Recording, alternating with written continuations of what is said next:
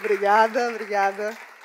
Boa noite a todas e todos. É claro que é um grande prazer para mim estar aqui hoje com vocês e eu gostaria de agradecer, em especial, ao José Alves de Freitas Neto e aos demais organizadores pelo convite para participar desse ciclo do Café Filosófico.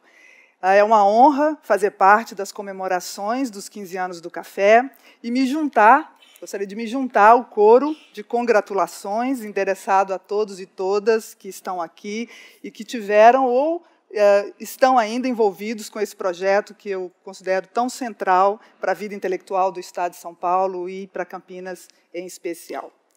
Bom, em meio aos autores mobilizados nesse ciclo como grandes intérpretes para questões do século XXI, nós nos detemos hoje sobre alguém cujo ângulo de ataque é a sociologia.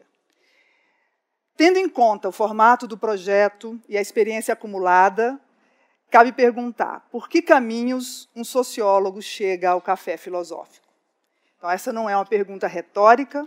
Na divisão do trabalho intelectual, filosofia e sociologia costumam ser pensadas como opostos, pelo menos em certas paragens. O próprio Bourdieu, quando examina sua conversão à sociologia nos anos 60, depois de uma bem-sucedida formação em filosofia, sublinha que na França daquele período, do período em que ele faz a sua conversão, a sociologia era vista como, ele diz, uma ciência plebeia. Plebeia porque dedicada a estudar dimensões da existência humana normalmente percebidas como esferas de afirmação daquilo que o indivíduo tem de único e especial e que, por isso, a princípio, estaria fadada ao inexplicável. Como o gosto musical, o estilo das roupas, a frequência ao museu, a frequência ao café filosófico, a escolha do filme, a escolha do par amoroso, a escolha da residência, da escolha dos filhos e assim por diante. Pelo olhar dos sociólogos, essas escolhas se transformam em um universo de práticas comuns, coletivas. Como tal, elas podem ser objeto de análise, inclusive análise estatística, num processo que pode ser percebido como marcado por uma certa vulgarização materialista, um pouco chocante para aqueles que talvez preferissem pensar a sua própria existência como realização de um projeto pensado e implementado por um sujeito livre e autônomo, desgarrado. Certamente, a presença de Bourdieu nesse ciclo de discussões do café filosófico se deve a um curador que não se pensa dessa maneira. Provavelmente não se pense. Talvez se deva também ao fato de que estamos diante de uma obra muito lida. Os trabalhos de Pierre Bourdieu, não preciso dizer, tiveram uma forte penetração nos debates contemporâneos. Então, conceitos como capital cultural e poder simbólico, entre muitos outros, tornaram-se ferramentas de pensamento muito além da academia e do discurso especializado. Além disso, trata-se de uma obra que se debruça por um número de problemas cruciais para a nossa época, sem se ater a fronteiras disciplinares e, mesmo em vários casos, subvertendo essas fronteiras, propondo novos desenhos para elas. O resultado é um arcabouço teórico robusto que se tornou incontornável para alguns campos de estudo, mesmo quando não concordamos exatamente com suas hipóteses e com suas propostas analíticas. Bom, de todo modo, antes que adentremos aqui nessa discussão, importa avisar que a sociologia inevitavelmente nos leva a um tipo de pensamento que pode soar, sim, como excessivamente concreto, chegando a parecer, às vezes, como um tanto brutal. Para nos aproximar da vasta obra desse autor, que se descreve como um sociólogo, o meu ponto de partida aqui hoje é uma interrogação sobre como ele pode nos ajudar a pensar esse grande problema do século XXI, que são as desigualdades sociais. Para nós que vivemos em um país que ostenta uma das maiores taxas de desigualdade de renda do planeta, essa é uma questão que me parece especialmente relevante. Os números, vocês me perdoem, vou tratar aqui um pouco de números, os números publicados recentemente pelo IBGE confirmam isso. Aqueles que são referentes a 2016 mostram que, no Brasil, os 10% que recebem maior renda recebem aproximadamente 16 vezes mais do que os 40% que recebem menor renda. Os 1% que recebem maior renda, recebem quase 40 vezes mais do que os 50% de menor renda. Essa desigualdade é alta, ela é muito alta, mesmo quando comparada à desigualdade encontrada em outros países da América Latina, região onde a desigualdade de renda é particularmente alta. Mas esses números não descrevem completamente a situação. A extensão da desigualdade de renda no Brasil só pode ser compreendida quando levamos em conta o quanto ela é associada a desigualdades raciais e a desigualdades de gênero. Precisamos levar em conta, por exemplo, que entre esses 10% que recebiam os maiores rendimentos, os pretos e os pardos representavam apenas 1/4. 3/4 eram compostos por brancos. Em contraste, entre os 10% com menores rendimentos, os brancos representavam apenas 1/4. 3/4 do grupo eram formados por negros e pardos. Além disso, precisamos levar em conta que as mulheres ganhavam, em média, 75% do que ganhavam os homens. Ocupavam cargos de gerência em muito menor proporção e dedicavam muito mais horas ao cuidado dos outros, ao cuidado de outros, crianças, velhos, do que os homens. Esses números, então, se reproduzem também quando se mede desigualdade de acesso a certas condições de vida que consideramos, a certos benefícios que consideramos hoje como direito, como saneamento básico, saúde e escolarização. Entre todos os que tinham ensino superior em 2016, por exemplo, 71% eram brancos, 29% eram negros ou pardos. Mas entre aqueles que declararam não ter qualquer instrução, a proporção se inverte, 29% brancos, 70% pretos ou pardos. Nota-se também uma grande desigualdade entre mulheres, segundo sua cor ou raça. Mais de 23% das mulheres brancas concluíram ensino superior completo em toda a população, enquanto, entre as pretas ou pardas, as que concluíram curso superior são 10%. Esses números descrevem a situação encontrada em 2016. Eles são, portanto, muito recentes. No entanto, eles não tratam de um problema novo.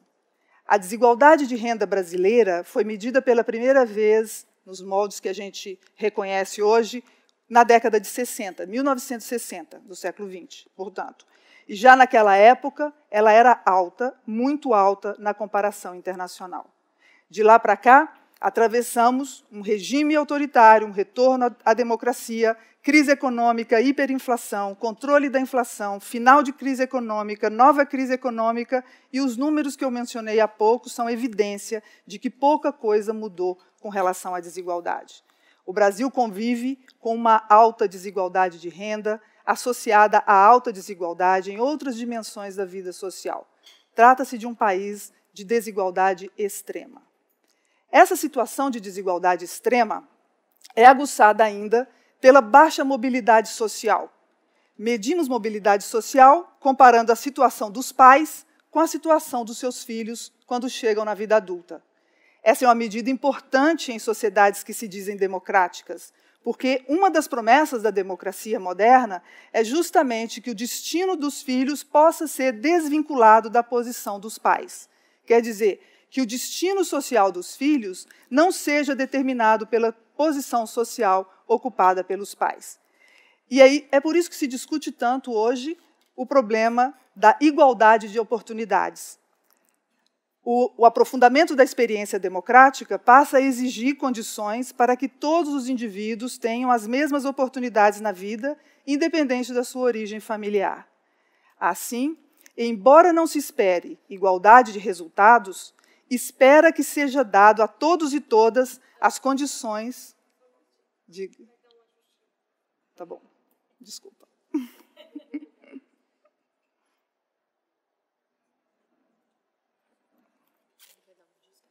Ah, tá bom. Tá bom. Tá bom. Tá bom, tem uma luz que estava me atrapalhando um pouco. Ah, mas eu não vou conseguir evitar ler total. Tá bom, não sei. Não,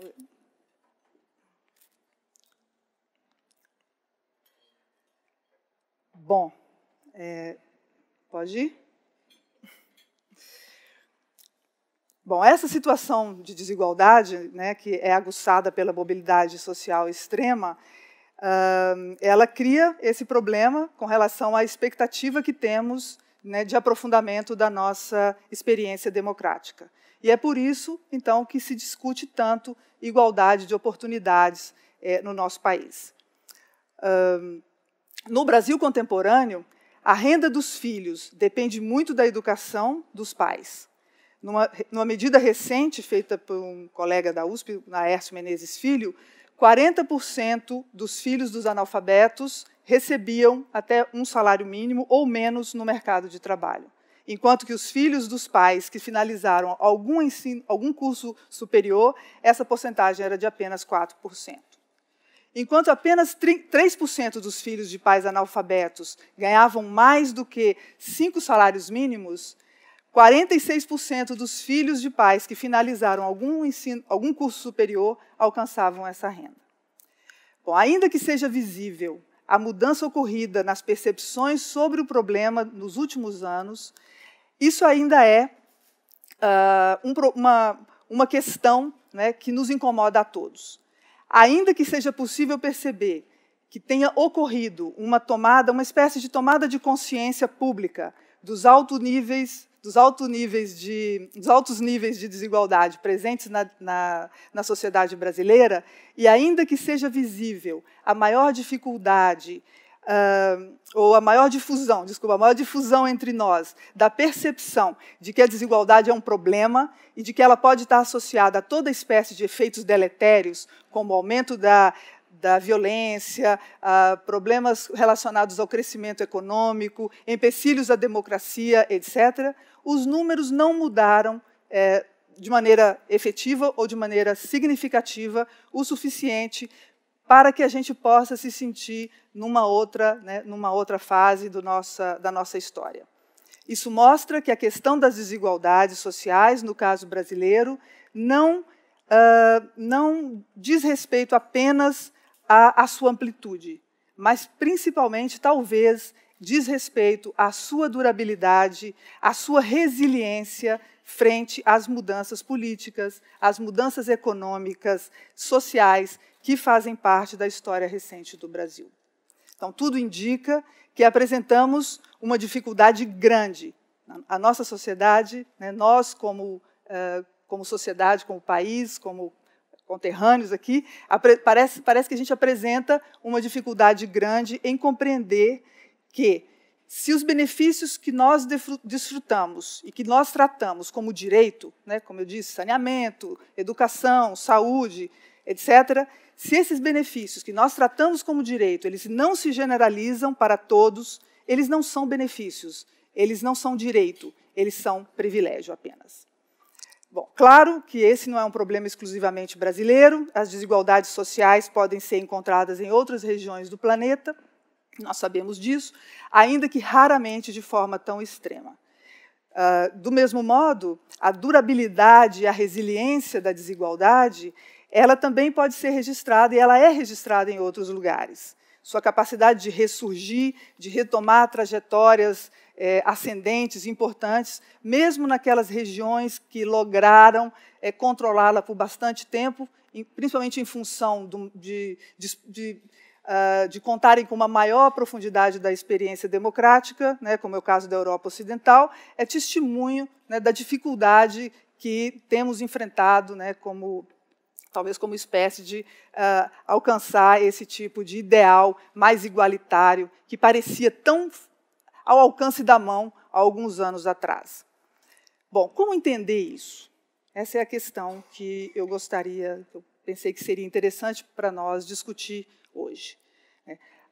Sabemos também, há respostas de todo tipo para essa questão.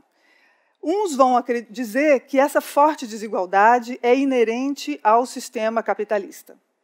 Outros vão mobilizar um argumento de tipo mais culturalista, em geral insuficientemente especificado, para explicar que clivagens sociais, separações sociais, processos de diferenciação, separação, agrupamento, são decorrentes de uma cultura, né, de algo que paira entre nós, que nós herdamos, etc. Então, no Brasil, isso é bastante comum quando a gente vê, em geral, às vezes, no discurso jornalístico ou no discurso comum, a associação que é feita entre uma suposta herança escravocrata e práticas racistas que são encontradas hoje em dia.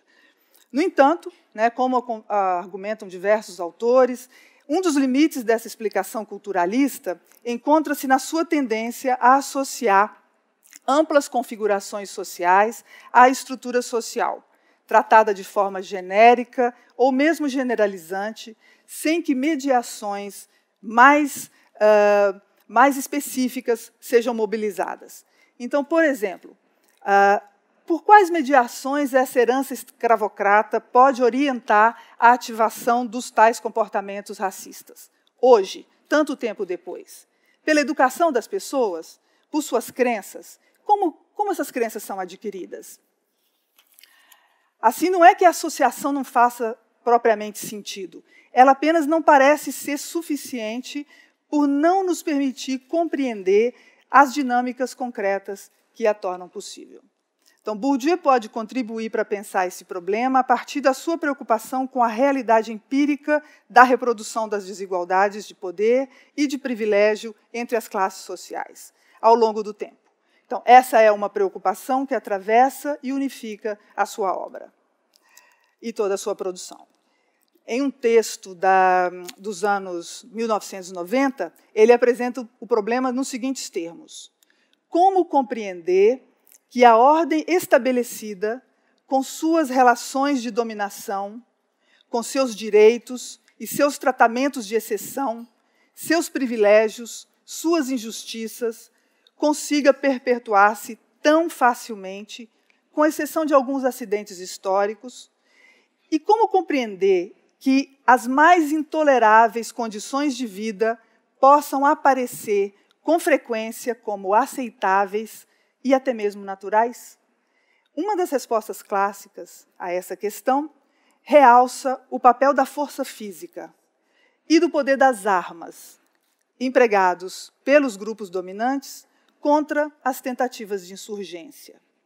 Max Weber dizia que o Estado é uma comunidade humana que reivindica com sucesso o monopólio da violência, o monopólio do uso legítimo da violência ou da força física em um território determinado.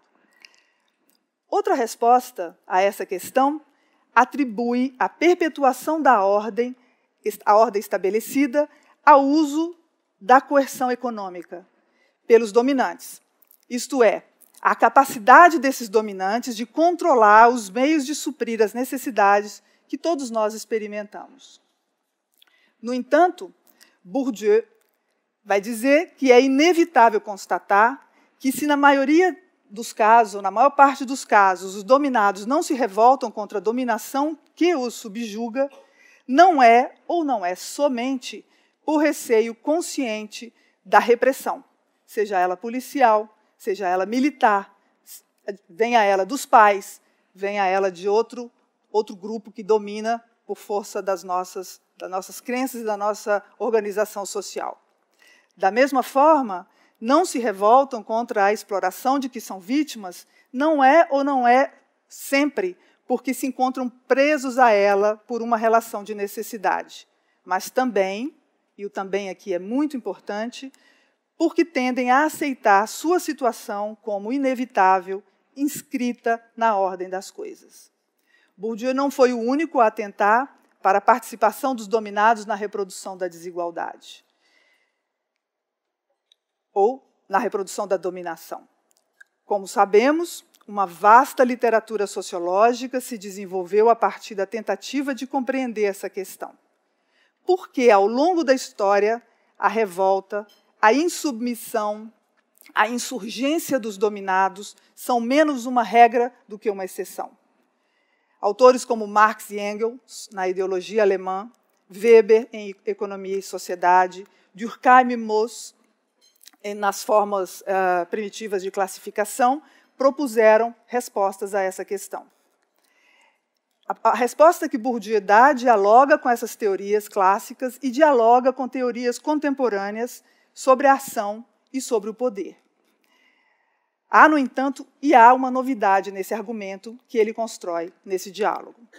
Então, para Bourdieu, a reprodução social refere-se à reprodução das relações entre as classes, ou, mais precisamente, à reprodução das relações de força entre as classes sociais, que devem ser compreendidas também como uma luta pela capacidade de impor o sentido do mundo, isto é, como uma luta pela capacidade de impor a todos, ou à maior parte do grupo, a maneira legítima de enxergar o mundo e de se enxergar nesse mundo. A reprodução depende, assim, não apenas, mas também do reconhecimento pelos dominados da legitimidade dessa dominação, isto é, do desconhecimento pelos dominados das relações de força que fundam a percepção de que a dominação nada mais é do que legítima.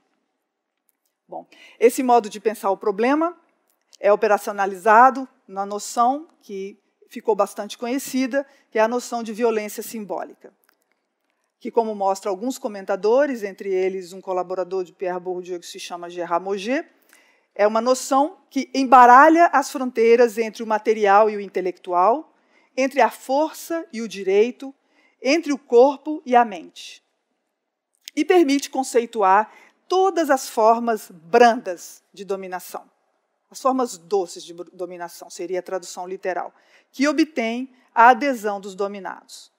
Bom, essas formas brandas ou mansas de dominação se opõem às formas brutais, baseadas na força exercida sobre os corpos.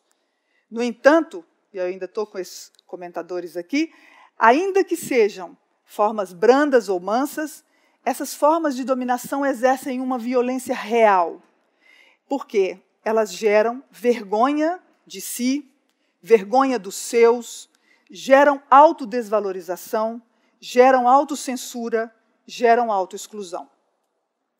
Tratamos essa violência como violência simbólica, porque ela atua na esfera das significações, isso é, na esfera do sentido que os dominados conferem ao mundo social. Isto é, da maneira como compreendem esse mundo e do lugar como a partir do qual veem esse mundo. Bom, então trata-se aqui de significações a partir das quais construímos a realidade, isto é, a partir das quais construímos o sentido imediato do mundo. Elas supõem, como dizia Durkheim, uma concepção homogênea do tempo, do espaço, do número, que torna possível a concordância entre as inteligências, que torna possível a comunicação. Nós nos entendemos porque nós compartilhamos essas categorias, nós temos um entendimento sobre o seu significado. Como compartilhamos esses significados, podemos nos comunicar. Então, é nesse sentido que nós podemos dizer, como Bourdieu, ou com Bourdieu, que a cultura que une, isto é, a cultura que nos fornece os instrumentos de comunicação e de compreensão, é também a cultura que separa, isto é, a cultura que embute nas significações que permitem a comunicação, as divisões e, em especial, as hierarquias. Bom, como a cultura define um modo de ver o mundo e de se ver no mundo, cada um, evidentemente, vê o mundo e a si mesmo por meio da sua cultura. Como a cultura fornece significado aos diferentes comportamentos, cada um interpreta os comportamentos a partir de sua cultura, mobiliza categorias ou apreciações como bom, ruim, certo, errado, bonito, feio, útil ou inútil, nojento, agradável, moral ou imoral, e assim por diante. Embora essas apreciações e essas atribuições de sentido elas sejam resultado de uma construção coletiva, e embora esses significados sejam compartilhados, ninguém participa da mesma forma de todas as dimensões da sua cultura. Então, ao contrário, ao construir diferenças e hierarquias, a cultura atribui lugares sociais diferentes, assimétricos, a dominantes e dominados. Então, tais diferenças de lugar estão geralmente associadas a diferenças de poder, que podem ser diferenças de autoridade, diferenças de influência, e podem corresponder, com maior ou menor exatidão, a diferenças no acesso à riqueza material ou simbólica produzida naquela sociedade determinada. Assim, quando os indivíduos em uma determinada sociedade, em um momento dado, mobilizam categorias como homem e mulher, criança e velho, pobre e rico, pretos e pardos e brancos, altos e baixos, feios e bonitos, aceitável ou inaceitável, desejável ou indesejável e assim por diante, isso é feito como resultado de um pressuposto de que nós nos entendemos e de que essa comunicação é possível. No entanto, ao mesmo tempo, está sendo mobilizada ali a maneira como, naquele momento, é legítimo representar cada um desses grupos, a maneira como eles podem ser vistos, apreciados e compreendidos. Então, quando falamos de mulher, por exemplo, nós nos colocamos de acordo sobre algo. Uma imagem vem à nossa mente e nós podemos conversar sobre isso. Ao mesmo tempo, no entanto, está sendo mobilizada também ali a representação legítima sobre o que é ser mulher. Uma imagem de mulher, uma imagem de indivíduo vem à nossa cabeça, que dependendo do tempo, do lugar em que estamos, atribui a esse indivíduo certas qualidades, desenvolve certas expectativas com relação ao comportamento, com relação à maneira como essa pessoa vai funcionar no grupo ou em alguma esfera de ação social. Essa representação, então, ela atribui qualidades e atribui limites ao indivíduo que está sendo nomeado. Inexorável, essa representação tende a ser mobilizada, inclusive pelas próprias mulheres, para continuar com esse exemplo, mesmo quando ela contribui para reforçar uma eventual posição dominada. Então, isso, então, no pensamento de Bourdieu, diria, isso vale para todas as categorias que usamos para pensar o mundo. Isso é nessa maneira de pensar o mundo que a gente organiza o mundo e se encaixa numa forma de diferenciação e de atribuição de qualidades e limites e defeitos também a esses indivíduos ou essas categorias de indivíduos aos quais a gente se refere. Então, isso vale para a mulher, isso vale para a mulher negra, isso vale para a mulher branca, isso vale para homem branco, homem negro, vale para pobre, por oposição a rico. Isso vale também para mau aluno, quando falamos de um bom aluno por oposição a um mau aluno, e assim por diante.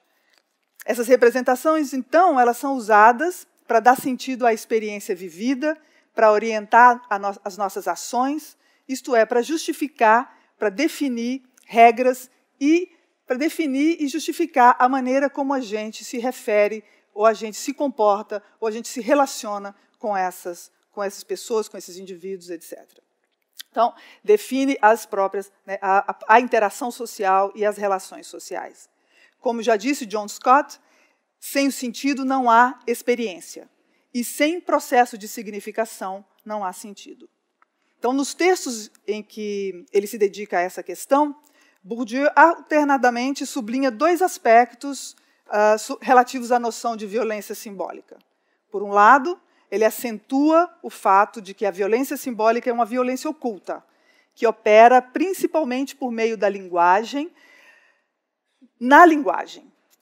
Nessa perspectiva, o reconhecimento atribuído pelos dominados aos dominantes deriva da aceitação, pelos primeiros, das grandes narrativas que justificam as assimetrias de poder, as assimetrias de privilégio. Então, ele pensa, por exemplo, nas narrativas religiosas, mas também naquelas narrativas que apostam numa suposta naturalização das coisas. Aquele argumento de que isso é natural, ou isso parece natural, isso só pode ser natural. Isso está na natureza, então é natural. Tem a ver com a natureza humana. Nunca vi um ser humano funcionando de outro jeito, então é a natureza humana. Então, em geral, as narrativas sobre a natureza são baseadas numa percepção idealizada, né, do conhecimento sobre essa natureza, baseada em conclusões oriundas de observações, em geral, de um número muito pequeno de casos, e que leva a afirmações grandiosas, né, que todos nós já ouvimos. Na natureza é assim, então deve ser assim. Então, também, nessa perspectiva, há também o exemplo das narrativas pseudo-eruditas, né, construídas a partir da mobilização seletiva de eventos passados, que não são nunca verificados, né, nem examinados, nem confirmados. Ou, pelo menos, não suficientemente, não totalmente. Em todos esses casos, trata-se de narrativas que, como lembrava Bourdieu em um texto de 1998, são produto de mecanismos históricos de deshistorização, mecanismos históricos de deshistorização, processos históricos de deshistorização, e que culminam na eternização, na tentativa de eternização das hierarquias sociais. Então, aquilo que aparece como eterno nada mais é do que o produto do trabalho de eternização que compete a instituições, ou que fica reservado a instituições interligadas, como é, por exemplo, o caso da família, da igreja, da escola, mas também podemos citar outras, como o jornalismo, entre outros. Então, nesse sentido, a noção de violência simbólica, ela engloba o pressuposto de que aqueles que a sofrem não a reconhecem como tal, mas que reconhecem e aceitam os seus princípios. Por outro lado, aparece nos seus textos também uma segunda formulação, que sublinha um outro aspecto da violência simbólica, que é a coerção, que se institui unicamente por intermédio da adesão do dominado, que não pode deixar de dar ao dominante, e, portanto, à dominação, visto que para pensar o dominante e para pensar essa relação com o dominado dispõe apenas dos instrumentos de conhecimento que tem em comum com o dominante. Então, se a primeira acepção, ela leva a privilegiar a pedagogia explícita e o aprendizado consciente, os ensinamentos, as narrativas a que me referi há pouco, aquilo que é visivelmente ensinado por alguém que detém a legitimidade de ensinar. A segunda acepção enfatiza a pedagogia implícita, os processos de incorporação das disposições, e nessa segunda acepção, a violência simbólica se torna mais insidiosa, ela se torna mais difícil de lutar contra ela. A dominação pode ser exercida, né, a partir dessa visão, independentemente das consciências e das vontades. Não basta tomar consciência para se livrar dessa dominação. Bom, essa maneira de conceituar a dominação, essa proeminência dada à violência simbólica, coloca todo um conjunto de questões. Primeiro, questões sobre a origem dessas representações. Como explicar sua existência? Como elas são gestadas? Em segundo lugar, questões sobre os processos de inculcação dessas representações. Como elas são transmitidas? E terceiro, e muito importante, elas podem ser transformadas? Há uma saída nisso aí? Ou estamos presos sempre num círculo eterno da reprodução e da dominação, da reprodução da dominação? Em suma, que espaço esse sistema analítico reserva para a mudança? Então, a segunda parte aqui da minha fala vai se dedicar à maneira como essas questões são respondidas na obra de Pierre Bourdieu, por meio da discussão, da apresentação, né, de alguns dos conceitos que ele mobiliza para isso.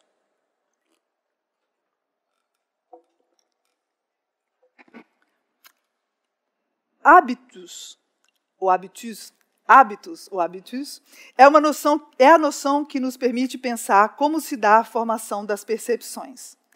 E, além disso, é uma palavra, é uma noção que nos permite pensar no engajamento dessas disposições, na contribuição que essas disposições dão, na relação que essas disposições têm com a orientação das nossas ações, com as nossas escolhas, com as nossas decisões. Então, é o pedaço da sociologia desencantada que eu estava me referindo no começo da da noite, né? Temos de saída uma concepção de estrutura social marcada pelo conflito entre as classes sociais, no qual está em disputa a prerrogativa de impor para todos a sua visão de mundo, isto é, a visão de mundo que coloca o grupo em condições de amealhar a melhor ou maior porção dos benefícios coletivamente construídos. A noção de hábitos pretende captar o modo como o estado das relações de força num momento dado é interiorizado, propondo que essa interiorização se dá pela construção de disposições duráveis e transponíveis que, integrando todas as experiências passadas, funciona em cada momento como uma matriz de percepções, uma matriz de apreciações, uma matriz de ações, que torna possível pensar, agir, julgar, quer dizer, retomo a citação, cumprir tarefas infinitamente diferenciadas em situações novas, graças à transferência analógica de esquemas interiorizados previamente. Quer dizer, ações que são, na verdade, soluções criativas aos problemas com os quais os indivíduos se confrontam na vida cotidiana, ainda que tais soluções tragam sempre a marca da estrutura social internalizada em momentos passados. Então, nessa perspectiva, a prática, a nossa prática cotidiana, as nossas escolhas, as nossas ações, as nossas apreciações, ela não é, né, a tradução mecânica da força das estruturas, nem o resultado das ações intencionais organizadas a partir de objetivos definidos a priori pelos indivíduos. Na visão de Bourdieu, essa noção de habitus, ela permite designar uma competência prática. Como sublinha um dos comentadores, né, que é o Louis Vacan, ela designa uma competência prática que é adquirida na ação e para a ação, que opera abaixo do nível da consciência. É a história individual, é a história do grupo que se transforma em corpo, que se transforma nas práticas. É a história individual, é a história do grupo que se transforma em corpo. Uma estrutura social que se torna uma estrutura mental. O hábitos varia no tempo e varia no espaço. Varia, no entanto, sobretudo, em função da distribuição de poder em uma sociedade dada, que vai definir as experiências a que serão submetidos os indivíduos em função do seu pertencimento a um grupo determinado. Trata-se aí de experiências de privação, experiências de convivência com a abundância, experiências de estabilidade, experiências de instabilidade, e também da maneira como tais experiências são processadas e são percebidas pelos indivíduos envolvidos. Então, basta pensar, por exemplo, o quanto a privação de uns ou de alguém, quando confrontada à privação do outro, pode ser percebida como uma não privação relativa, ou como uma abundância, ou mesmo como uma abundância relativa. Mas trata-se também, nesse caso, né, do maior ou menor contato com os bens materiais e simbólicos que a nossa sociedade produz e distribui tão desigualmente. O hábitus é transferível entre os vários domínios da prática, o que implica uma certa coerência entre as escolhas, como Bourdieu pode documentar no estudo que deu origem ao livro A Distinção. Além disso, o hábitus é durável, ainda que não seja eterno. Bourdieu, como vários autores do século XX, vai se valer das teorias vigentes de socialização, sobre a socialização naquele momento, que naquele período atribuíam um peso muito grande à socialização primária e à rigidez e durabilidade dos esquemas mentais produzidos nessa fase da vida. Ainda que estudos mais recentes tenham desafiado essa visão, toda a construção dessa noção de hábitos está amarrada por essa perspectiva. Ainda assim, a noção de hábitos supõe que as disposições podem ser abaladas, modificadas, pela exposição a novas forças, como Bourdieu mostra nos seus estudos sobre a imigração. O peso dos esquemas incorporados, na infância é, no entanto, muito forte, principalmente porque funcionam como esquema interpretativo das experiências posteriores, contribuindo, portanto, para constituir um espaço do possível para as modificações que possam acontecer depois. Então, por fim, como supõe um hiato entre as determinações passadas de que ele é produto e as determinações atuais que o ativam, o hábitus é, como disse Bourdieu, aquilo que confere às práticas a sua relativa autonomia no que diz respeito às determinações dadas pelo presente imediato. Assim, a teoria que sustenta a noção de hábitos propõe que os indivíduos constroem ativamente o mundo social, ao mobilizarem seus instrumentos cognitivos. No entanto, propõe também que esses instrumentos cognitivos são construídos pelo mundo social por meio do processo de interiorização, de incorporação do estado particular das relações de força entre os grupos no momento em que os indivíduos estão crescendo, no momento em que os indivíduos passam por essas experiências. Então, seus estudos sobre a mudança econômica na sociedade camponesa, realizados na França e na Argélia, em especial a análise das condições sociais que levam à produção da racionalidade econômica, permitem compreender, primeiro, que o hábitus não é para ser pensado como a réplica de uma estrutura social, mas como um conjunto dinâmico de disposições sobrepostas, como que em camadas, que correspondem à interiorização, ao armazenamento, ao prolongamento da influência de diversos ambientes sucessivamente encontrados na vida de uma pessoa. Segundo, ainda estou com Vacan aqui, o hábitus não é necessariamente coerente e unificado. Universos irregulares tendem a produzir sistemas de disposições divididos, às vezes mesmo antagônicos, que geram comportamentos irregulares e, às vezes, incoerentes. Em terceiro lugar, o conceito de hábitos está aparelhado para lidar com a continuidade, mas também está aparelhado para lidar com a crise, com a mudança, posto que não está necessariamente de acordo com o mundo no qual ele evolui. Como sustenta Bourdieu, o fato de que o hábitus possa falhar e possa conduzir a momentos de perplexidade e a discrepância, quando é incapaz de gerar práticas conformes ao meio, constitui um dos principais impulsionadores da mudança econômica ou da inovação social. Por fim, também é importante lembrar que a prática não pode ser totalmente explicada pelo hábitus. O hábitus, diz um dos comentadores numa frase que eu gosto particularmente, numa imagem que eu gosto particularmente, o hábitus, para Loïc Vacan, poderia ser pensado como uma mola, que depende de um gatilho externo, para que possa exercer sua ação, e então ele não pode ser pensado isolado dos mundos sociais, porque é desses mundos sociais que vem esse gatilho que impulsiona essa mola e que dá origem a essas práticas.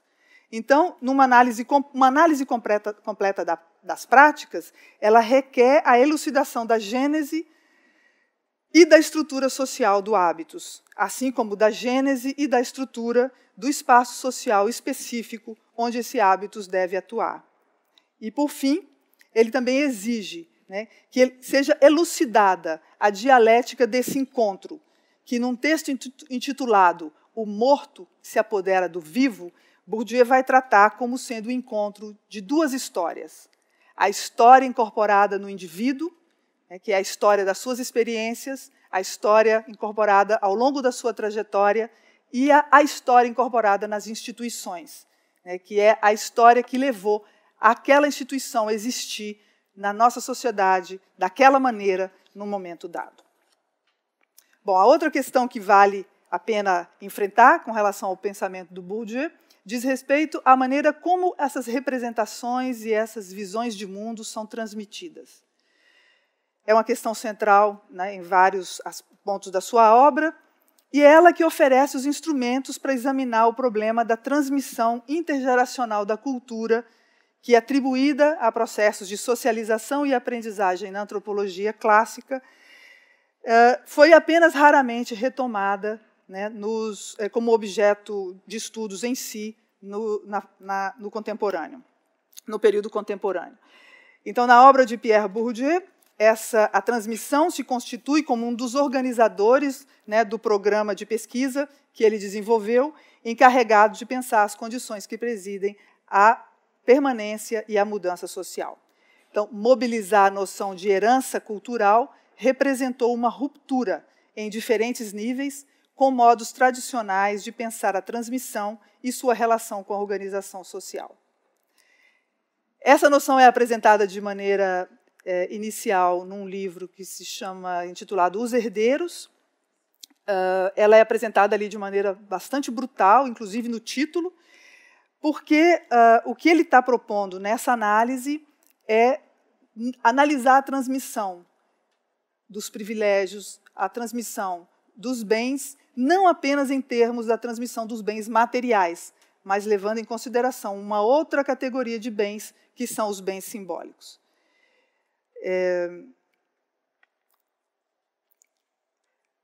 Ao explicitar esse ponto de vista, né, de que todos nós estamos submetidos aos processos de transmissão, sejamos nós grupos contemporâneos, né,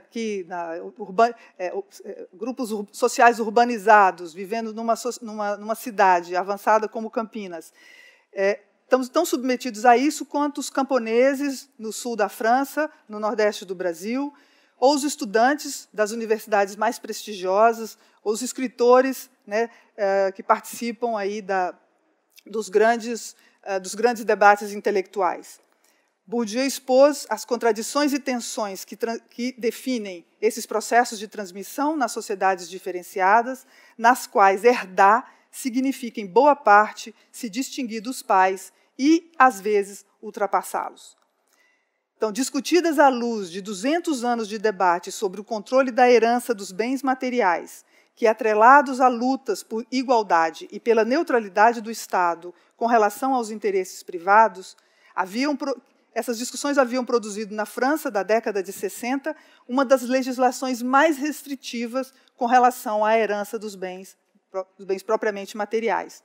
Ao revelar que o controle da herança dos bens materiais não era suficiente para garantir o controle da herança ou da transmissão dos privilégios, Bourdieu provoca uma renovação do debate sobre a justiça social, que vai ter um efeito extremamente importante sobre a maneira como nós percebemos a escola, como nós percebemos a própria noção de igualdade de oportunidade, tão seriamente tratada hoje em dia.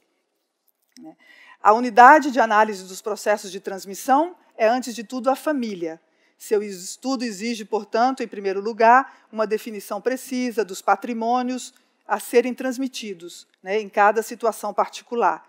Isso significa identificar a estrutura, o volume dos capitais que cada família reuniu e que é capaz, nesse momento, que está em processo, né, está engajada no trabalho de transmitir.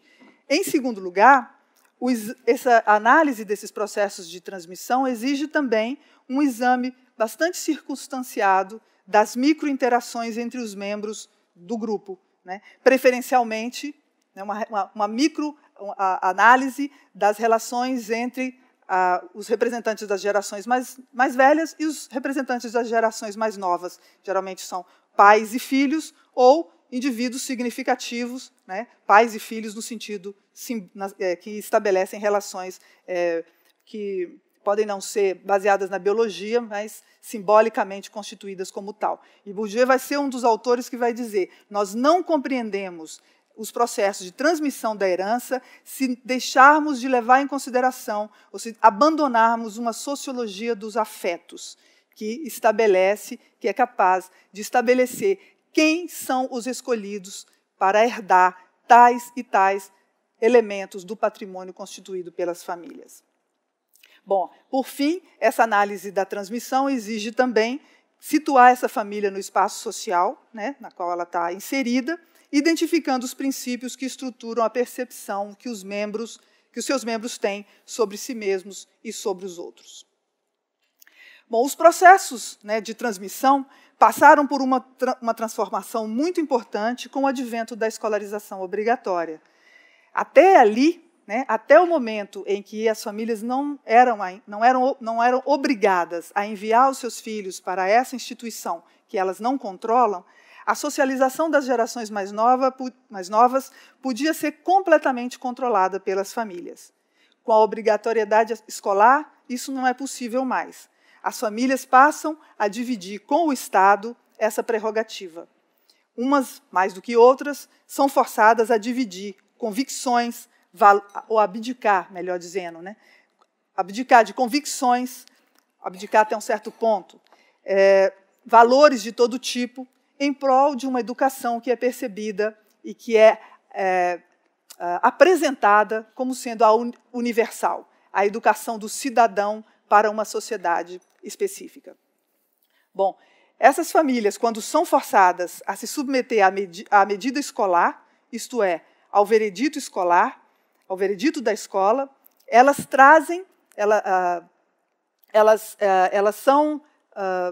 estão ali à mercê dos patrimônios que elas puderam transmitir para os seus filhos. Então, os filhos são submetidos a esse veredito escolar a partir de... E está em julgamento uma determinada composição do patrimônio que essa família alcançou transmitir naquele momento, né, por meio de um processo mais ou menos longo, etc.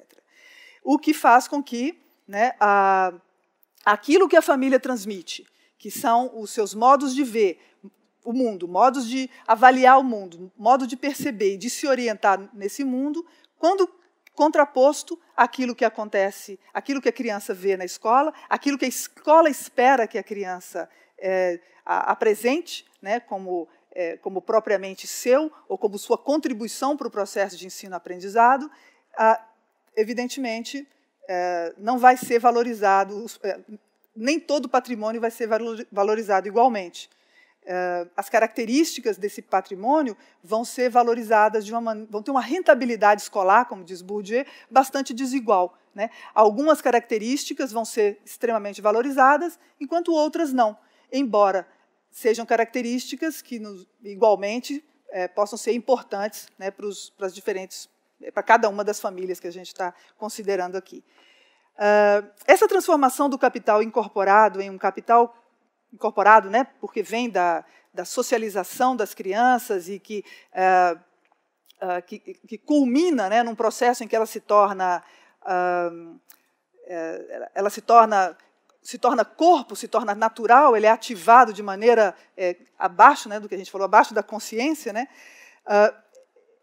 Quando ele se torna, para ele se tornar capital escolar ou capital cultural, é exigido, né, é necessário que haja um trabalho especial por parte das famílias, se não por parte da escola.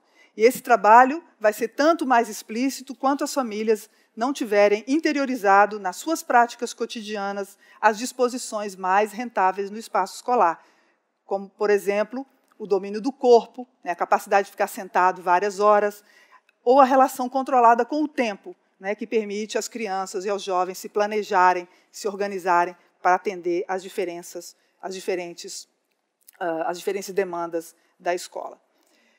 Depois de todo esse espaço, né, de todo o espaço dedicado na obra do Bourdieu e na discussão sobre a obra do Bourdieu, sobre a noção de violência simbólica, então, talvez nem seja preciso explicitar que, apesar de haver uma compreensão geral de que essa é uma obra que privilegia a questão da reprodução, na verdade, o que está sendo privilegiado nessa obra é a luta, é a disputa, é a competição. Bom, mas como que a gente pode conciliar essa ideia com a acusação tantas vezes, né, levantada contra o trabalho do Bourdieu, de que seria um trabalho, que seria uma obra determinista, né? Alguns autores vão falar mesmo, é uma obra hiperdeterminista, né? Por que essa leitura, né, da obra suscita esse tipo de avaliação? Então, esse é o meu último ponto aqui da noite. Eu vou tentar responder essa questão a partir de uma reflexão proposta por José de Sapiro, justamente a respeito da noção de determinismo, né? Então, essas leituras que são feitas do autor, né, há primeiro uma pequena, eu acho que um pequeno deslizamento de sentido, porque nessa obra, né, que é decididamente sociológica, que se apresenta como sociológica, e mais do que isso, uma coisa que está, né, às vezes é um pouco excessivo nos tempos atuais, é uma obra que se quer e que ambiciona ser científica. Nesse sentido, o determinismo é um ponto de partida inescapável, né? É uma postura metodológica, né? No único livro que Bourdieu dedicou à pedagogia da pesquisa, que se chama, intitulado O Ofício de Sociólogo, ele e seus coautores vão mobilizar uma frase de um médico fisiologista francês, segundo o qual, né, esse médico vai falar da ciência da seguinte forma: a admissão de um fato sem causa, ou seja, de um fato indeterminado em suas condições de existência, é nem mais nem menos a negação da existência. Então, a obra de Bourdieu mobiliza esse tipo de determinismo, que ela mobiliza esse tipo de determinismo, é inegável e é algo que não tem o que se discutir. É esse tipo de determinismo também que é mobilizado, né, na obra durkheimiana, por meio daquela ideia, né, de que os fatos sociais estão ligados entre si, mas de acordo com certas relações.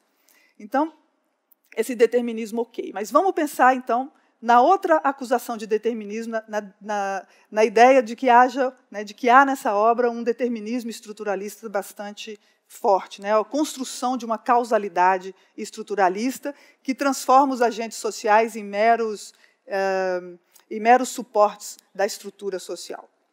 Bom, toda a obra de Bourdieu, a gente pode dizer com uma certa tranquilidade, ela foi construída contra essa ideia, né? E o conceito que ele constrói para discutir metodicamente e debater metodicamente com essa visão é o conceito de estratégia, que supõe um agente social motivado com relação a fins específicos. Então, um agente social voltado para o interesse em atingir um determinado fim, ainda que esse agente social tenha a sua ação restringida por determinações sociais, que ele não controla e que muitas vezes ele não tem consciência.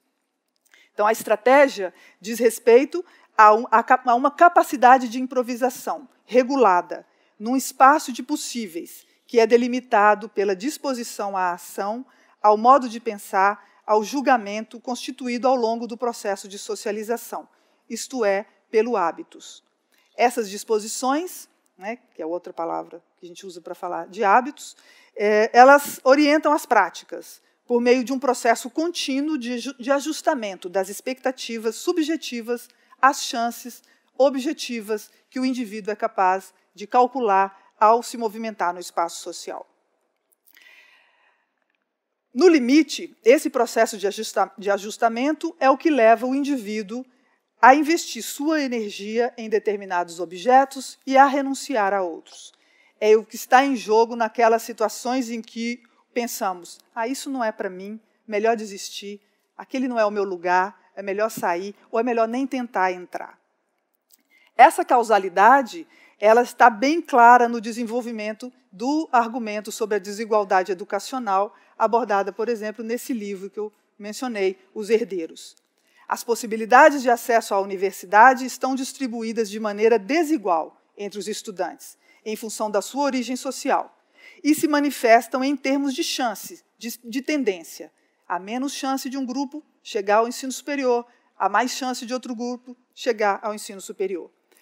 Ao peso, né, dentro dessa situação, a esse peso da estrutura social que está concretizada nas formas de organização do sistema de ensino, isto é, nas coisas mais banais, que nós tomamos como um dado, que é a distribuição das escolas por um certo território, na diferenciação das escolas num determinado território, pelo currículo, pela pedagogia, pela forma como são organizadas as provas, entre outros,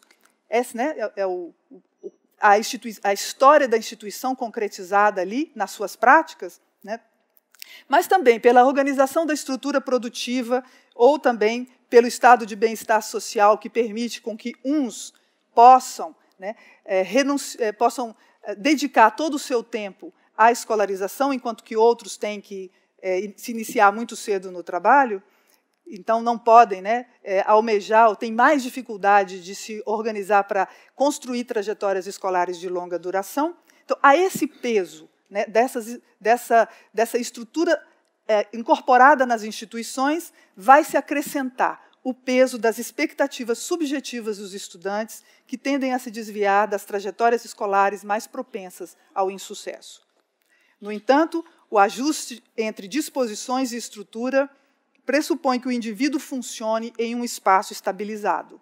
Quer dizer, supõe que as estruturas que ele internalizou durante a socialização sejam as mesmas, ou sejam semelhantes àquelas com as quais ele se depara quando se encontra em condições de fazer tais ou quais escolhas, o que é apenas uma das possibilidades entre as muitas possibilidades possíveis ao longo da vida das pessoas. Mudanças estruturais não são raras e são particularmente frequentes quando ocorrem crises econômicas e políticas, ou processos, por exemplo, processos de urbanização rápida, industrialização rápida, etc. Ainda que não resultem em mudanças na estrutura social, isto é, nas relações entre as classes sociais, esse tipo de mudança abre possibilidades.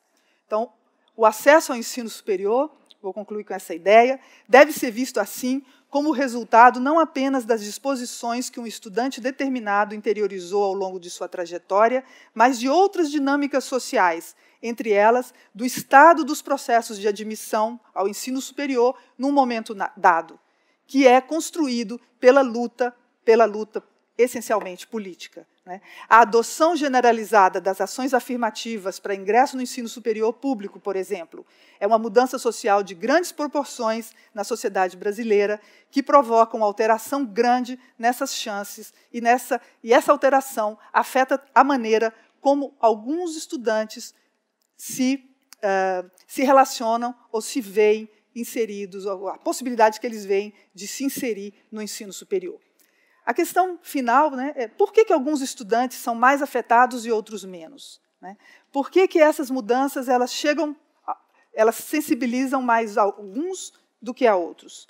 Então, no livro Meditações Pascalianas e em entrevistas coletadas naquele livro que se chama Convite para uma Sociologia Reflexiva, Bourdieu apresenta uma solução para esse problema ao propor estender às condutas humanas uma proposição de um autor que se chama Gilbert Ryle, que diz o seguinte: não devemos dizer que o vidro quebrou porque foi atingido por uma pedra, mas que se quebrou quando a pedra o atingiu, porque era quebrável.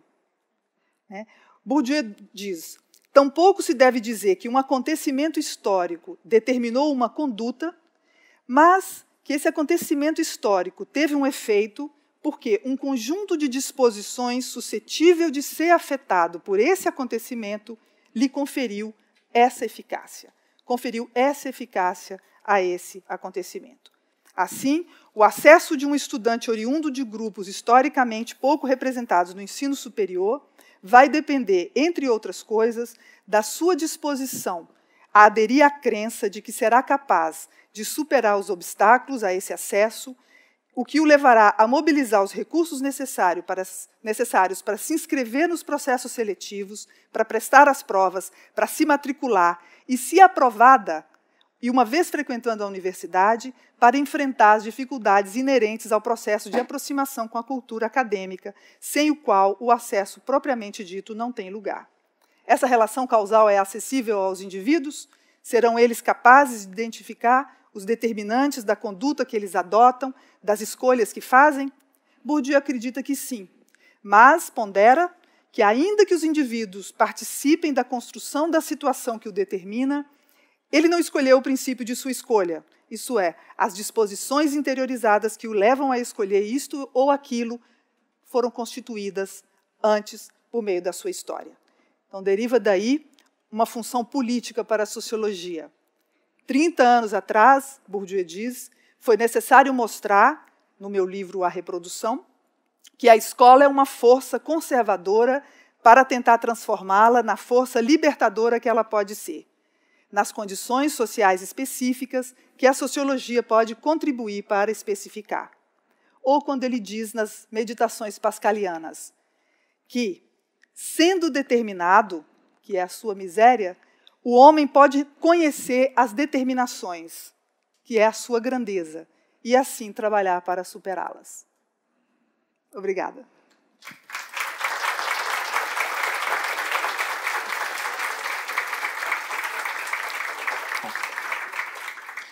Depois desse quadro geral apresentado por Ana Maria Almeida sobre desigualdade social vista por Bourdieu, passamos então às perguntas da plateia. Por favor, levantem a mão, preferivelmente façam as perguntas por escrito, entreguem essas perguntas às nossas colaboradoras e sejam objetivos, por favor, de maneira tal que a maior parte das pessoas possa participar. Então, vamos passar para a primeira pergunta do nosso curador, José Alves.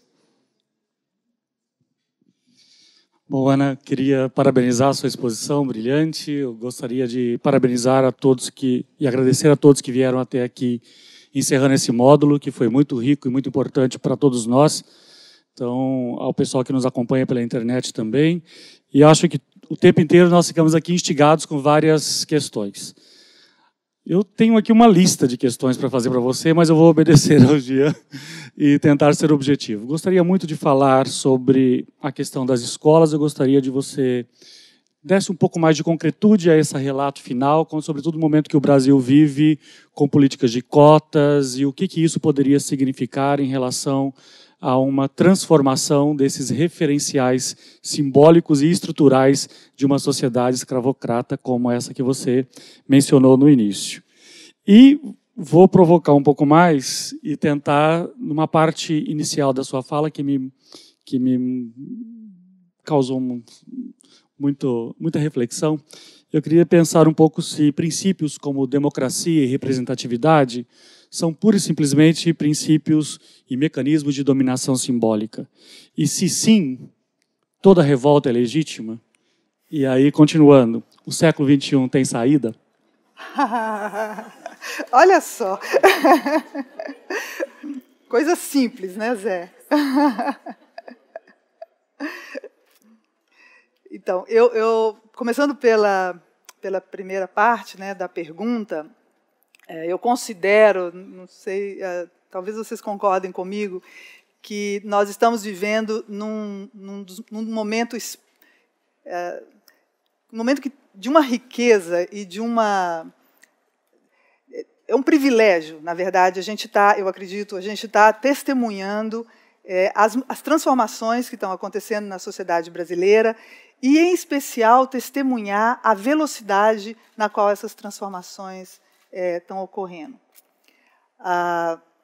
O caso, né, das lutas pela institucionalização dos processos das ações afirmativas, né, que são vamos dizer, a representação, a legalização, né, de formas de ingresso que reconhecem, né, a distribuição desigual dos direitos na nossa sociedade, a institucionalização disso por meio da lei de cotas e depois do próprio julgamento de constitucionalidade, né, dessa lei, que culmina, é como a culminação de um processo muito longo, né, de luta, né, por reconhecimento da situação particular de alguns grupos. Eu acho que isso permite a gente colocar uma lente sobre a escola, né, examinar as nossas ações e as nossas práticas, né, como professores e como formadores de professores, numa proporção jamais vista, né. Eu digo que é um privilégio testemunhar isso porque, por muito tempo, a gente apenas analisou, né, e vivenciou a esperança de que a escola pudesse ocupar um outro lugar, que ela pudesse ser organizada de outra forma, que ela pudesse pensar num outro futuro e numa outra forma de relação com as crianças, principalmente as crianças que são oriundas dos meios menos escolarizados, né, daqueles que que chegam na escola com um conjunto extremamente rico, né, de ferramentas de pensar e de maneiras de olhar o mundo que são podem ser extremamente produtivas, né, para a nossa sociedade e que, às vezes, são submetidas, sem muita reflexão, a um pensamento único. Então, eu não sei exatamente assim, o tipo se eu estou respondendo ao que você estava pensando quando você fez a pergunta, Zé, mas eu penso que a gente está vivendo um momento de muita promessa, né, um momento de muita... que gera uma esperança e uma confiança, né, de que nós conseguiremos transformar de uma maneira significativa as nossas relações nesse espaço, no espaço dessa instituição, que afinal não é tão antiga assim, né? A escola é uma instituição do século XIX, está mais do que na hora de que a gente possa exercer alguma influência para transformá-la. Com relação à democracia, né, eu penso que o que a gente pode dizer agora, né, nesse ponto, né, da história do Brasil, e principalmente tendo em vista, né, vamos dizer, o arranjo geral, né, a atmosfera geral, né, que não é só brasileira, de recrudescimento de certas polarizações, de retorno, né, de certos discursos, de certas práticas e de certas propostas políticas que a gente pensava que nunca mais ia ver. O que eu acho que está colocado para nós, né, entre, né, as várias outras, basicamente, eu penso, um investimento ainda nessa forma, né, nessa forma política. Eu penso que a promessa democrática, né, a promessa da democracia moderna, ela se realizou, mesmo que ela se realizou em alguns lugares do planeta, e o que nós vimos, né, nessa realização, ela é uma realização que, por bastante tempo, a nossa sociedade almejou alcançar, né? E hoje, o que está em discussão é uma discussão sobre a impossibilidade de chegarmos nesse lugar, né? Eu acho que essa seria uma resposta que, se responder positivamente a isso, né, é esquecer o quê? É tratar, é desconhecer a história, né? É pensar que a história está dada, a história está feita. É pensar que a democracia possível é a democracia idealizada, é a democracia abstrata, é a democracia... E eu acho que o regime que... A ideia de democracia, ela é, principalmente, uma visão, uma promessa, uma proposta, né? E que, à medida em que lutamos para chegar nela, a gente vai construindo os nossos modos concretos de nos relacionarmos, né, de nos organizarmos socialmente, de construirmos um modo ou um modelo particular de justiça social.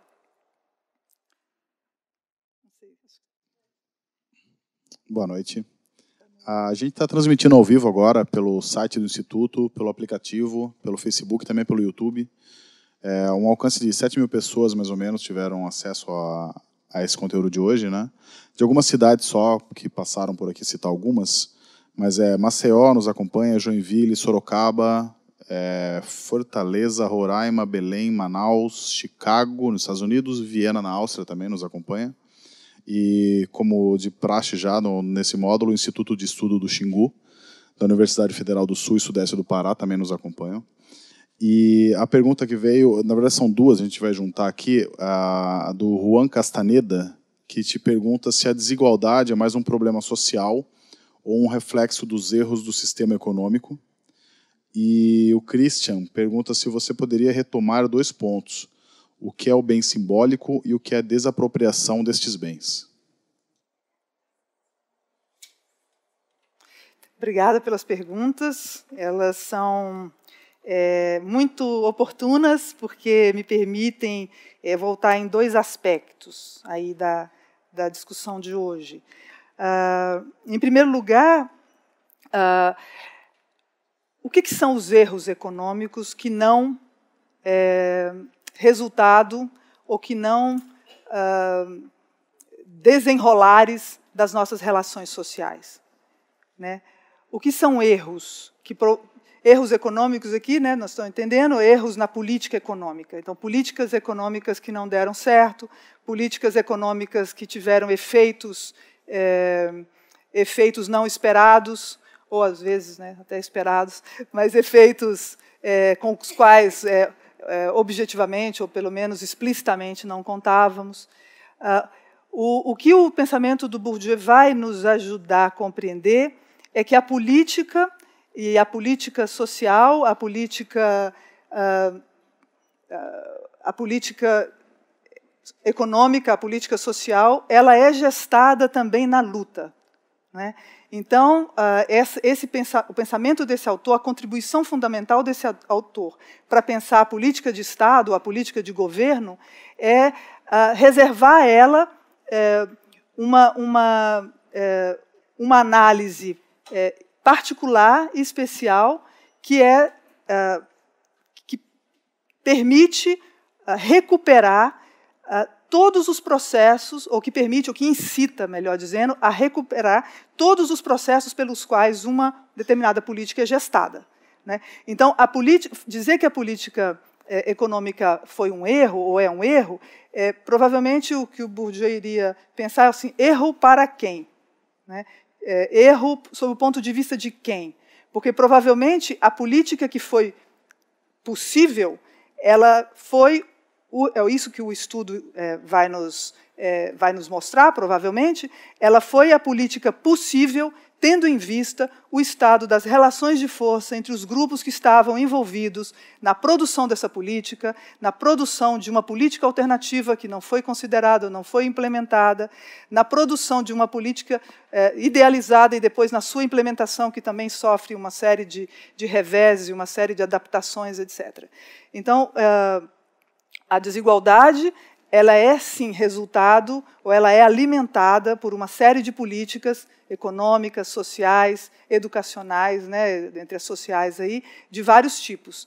E a análise das políticas que nos permitem chegar, em 2018, nesse estado de organização social, é uma análise que pede por uma compreensão, né, das relações de força nas quais foram gestadas as políticas que foram, de fato, implementadas e aquelas que caíram no esquecimento, né, da história. A segunda pergunta, né, sobre os bens simbólicos, ela diz respeito a tudo aquilo que uma sociedade valoriza, né, e que não está materializado em algum suporte, né?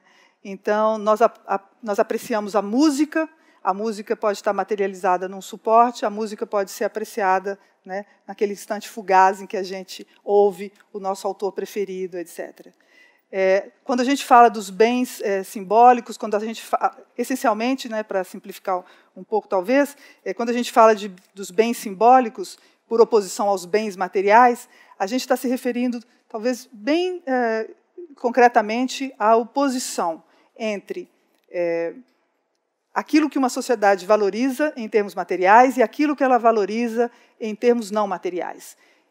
Na nossa sociedade, para usar, né, o nosso caso como exemplo, a valorização em termos materiais é do capital, o que a gente considera hoje o capital econômico, né? O capital econômico, a riqueza, né, a capacidade de comprar, de consumir, as propriedades, etc. E o que seriam aí os bens simbólicos, não materiais, que a nossa sociedade valoriza? Seria a honra social que a gente atribui a alguns entre nós, o prestígio, né, a autoridade que a gente concede a alguns e não a outros. Esse seria um exemplo, acho que bastante apropriado dessa divisão. Aqui de novo. São duas perguntas que vieram do público. A primeira diz assim, se é A primeira diz assim, se é possível dizer que a internet desestabiliza a lógica do capital simbólico?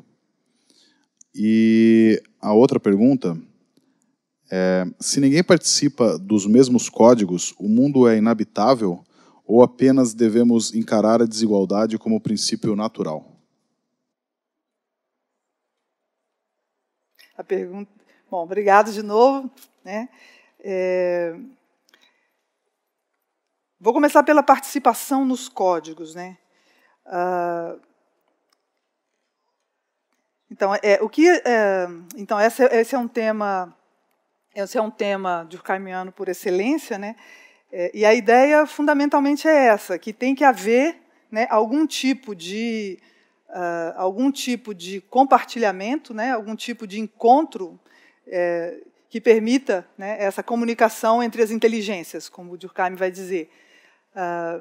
Sem esse solo comum, né, que faz com que nós possamos minimamente falar das mesmas coisas, né, prosseguir numa conversa em que nós nos referimos a coisas aproximadamente iguais, né, a vida social se torna, né, eu acho que muito difícil, se não inexistente. E aí, o que acontece numa situação de comunicação extrema, né, que é trazida aí por essa questão sobre a internet? O que é essa comunicação aguçada, essa comunicação frenética, né, na qual a gente está envolvido hoje e que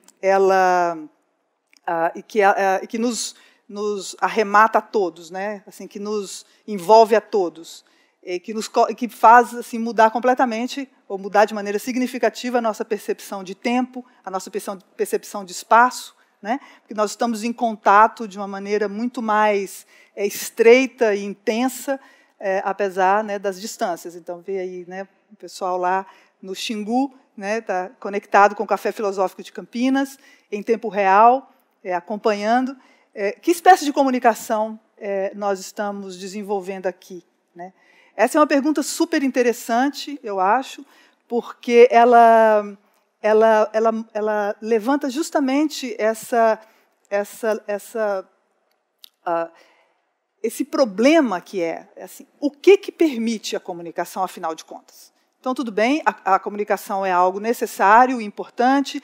Sem isso, a gente, né, não vai ter dificuldades para estabelecer uma interação social. Mas o que torna essa comunicação possível? Essa comunicação que permite que hoje o Café Filosófico esteja ligado ao Xingu, né? O que permite? Em primeiro lugar, é o compartilhamento de uma língua comum. E de onde vem? Por que essa língua comum pode ser compartilhada? Então, em homenagem ao Zé, né, a gente vai falar, essa comunicação, essa relação que a internet torna possível, ela só é possível por causa da história. Ela só é explicável, desculpa, por causa da história. Porque há uma história no Brasil da implantação de um sistema de ensino que vai contribuir de uma maneira muito importante para uma unificação linguística no país, para uma unificação também de hierarquias, de valores, né, de percepções que façam com que, em diferentes regiões do mundo, diferentes regiões do país, nós possamos estar agora unidos na apreciação, unidos pela apreciação, né, de uma atividade que não é nada comum, que não é nada corriqueira, né, que é a atividade difícil, às vezes dolorosa, trabalhosa, certamente, de nos debruçarmos sobre um autor, né?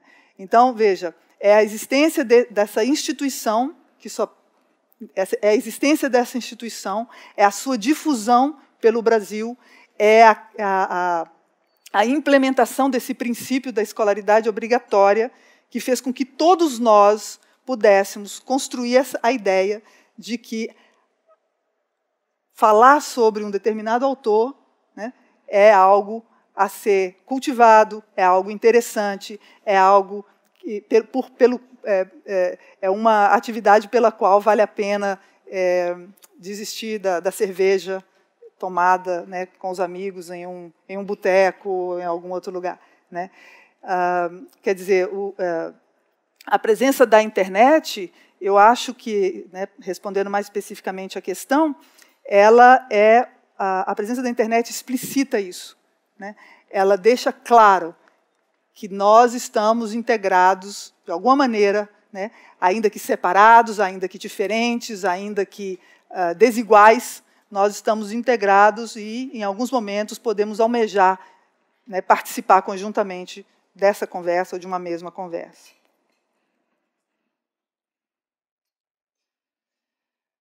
Outra pergunta aqui do público, da Angelina.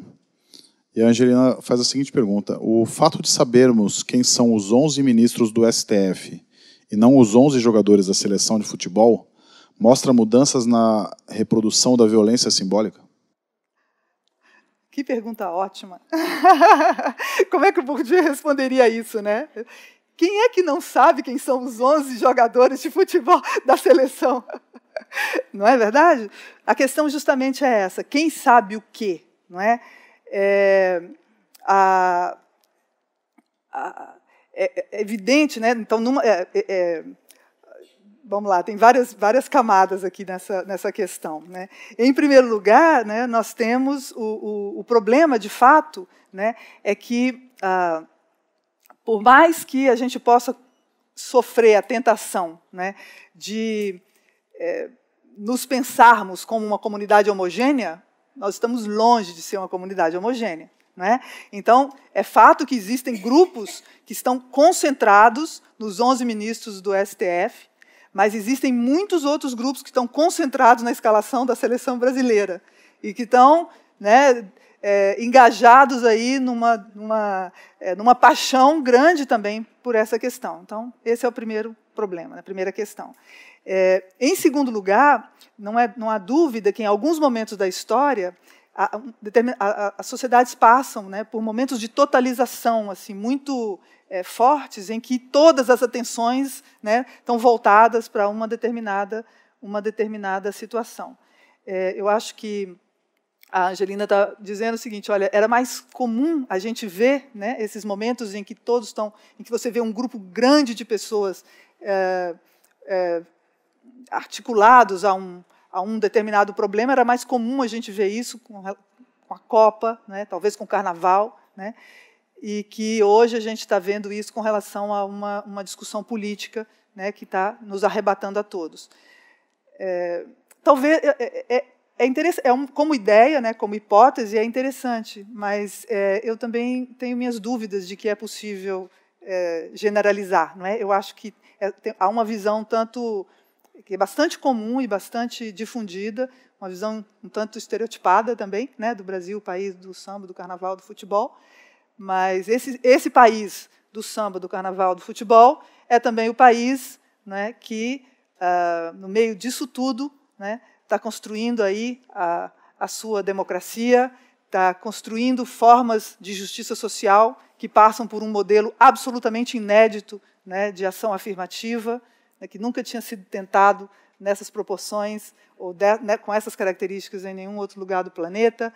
É um país, então, que tem apresentado inovações sociais, mas também inovações econômicas de grande calibre, de grande importância, né, que nós todos sabemos aí, lemos nos jornais, que também faz a gente duvidar, né, dessa imagem do país como o país concentrado apenas em algumas atividades, né, algumas atividades que são, aliás, muito importantes, né, como o futebol.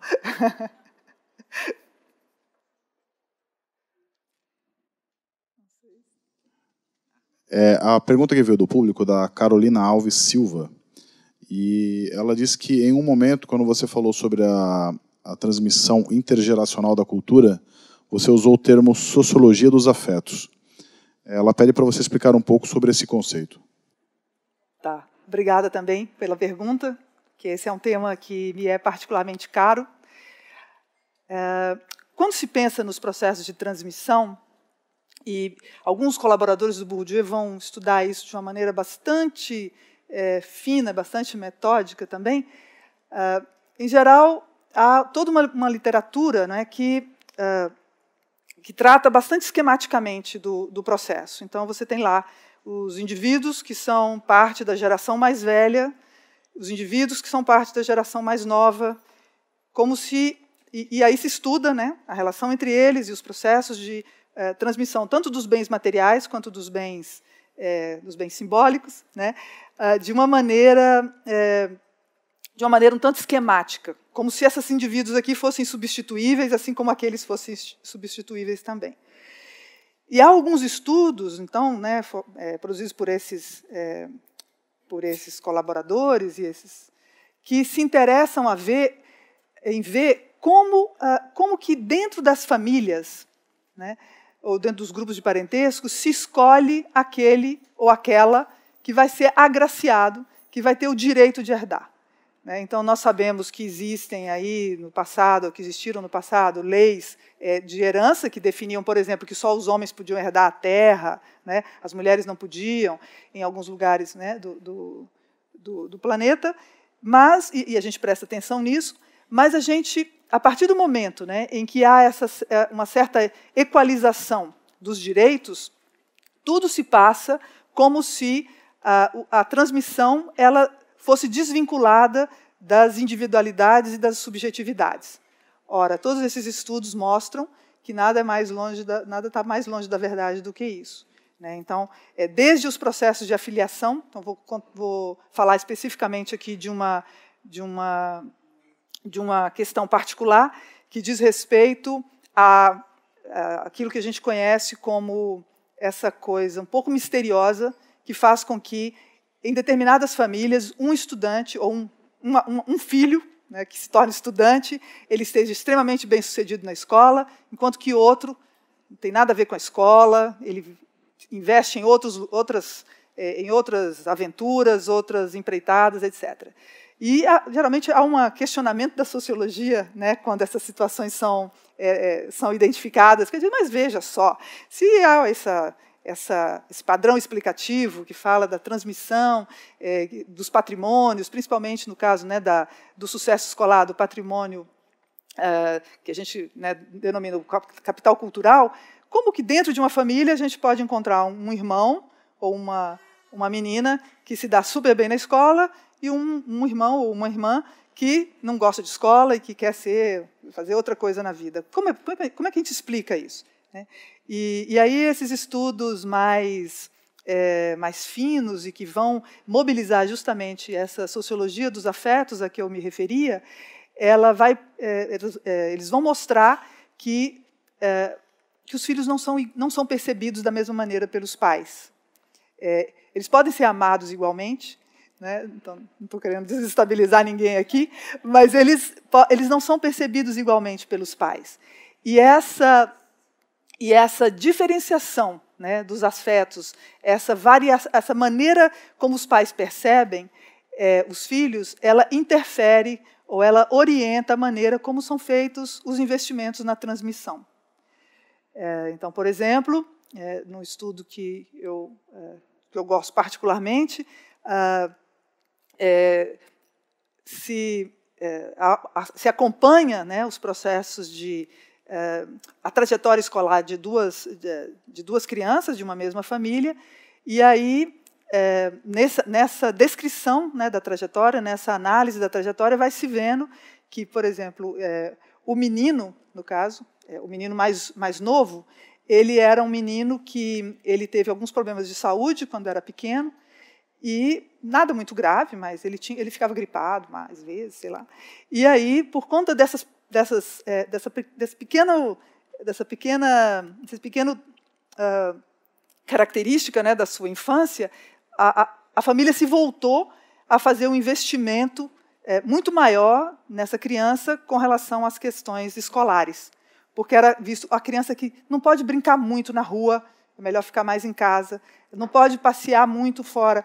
A gente protege essa criança, então a gente dá um livro para ler, a gente lê a história junto, a gente acompanha mais de perto essas atividades entre a casa, enquanto que, né, o outro irmão pode ir para a rua, pode jogar bola. Então, não se desenvolve tanto, né, a transmissão ela é menos efetiva né, apesar dos, né, o patrimônio está ali para ser transmitido, a transmissão ela se dá de forma menos efetiva. Então, a mobilização da ideia, né, a mobilização de uma sociologia dos afetos, ela permite que a gente não trate como iguais ou como intercambiáveis indivíduos que trazem justamente, né, a marca de uma individualidade, ou que as famílias contribuem para marcar essa individualidade. Que uma das ações da família é justamente também diferenciar os filhos, né, e construir muito cedo, não sei se vocês tiveram a oportunidade de testemunhar isso, às vezes no berço, no segundo dia de que a criança está em casa depois do nascimento, a criança chora e alguém diz, está vendo? É o temperamento da avó. Olha como chora forte, não é? Isso, né, é o que uma sociologia dos afetos permite compreender, problematizar e, otimisticamente, explicar. Boa noite, Ana. Aqui. Ah. Meu nome é Fábio. Agradeço muito, muito interessante o assunto, a forma que você colocou também é fantástica, né? Minha questão, até estou falando de viva voz, porque para ver se eu posso me ficar claro aqui o assunto, né? A ideia, o que é? Eu sou, vamos dizer, pai solteiro, né, atualmente, né, e tenho um filho único. Esse filho, eu queria transmitir essa contestação, análise, crítica dessa sociedade, dos caminhos que são traçados pela sociedade, né? Então, esse filho tem 20 anos, estudando em Santa Catarina, engenharia, entrou pelo Enem, né? Teve escolas muito boas, tá? Caras também, mas entrou numa escola pública. E o esforço meu é para romper, ou ver, pelo menos, essa situação de um caminho já pré-traçado, que é meio complicado, né? E tem a diferença de gerações. Minha pergunta, o fato é, eu pressiono. Então, é complicado. Minha dúvida, eu posso catalisar, eventualmente, até uma pressão extremada, né, vamos dizer, como com a raiva dele, né?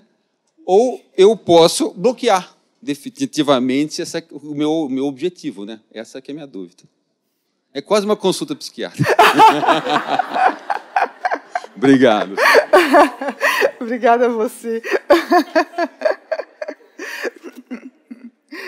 Os dilemas dos pais e das mães, né?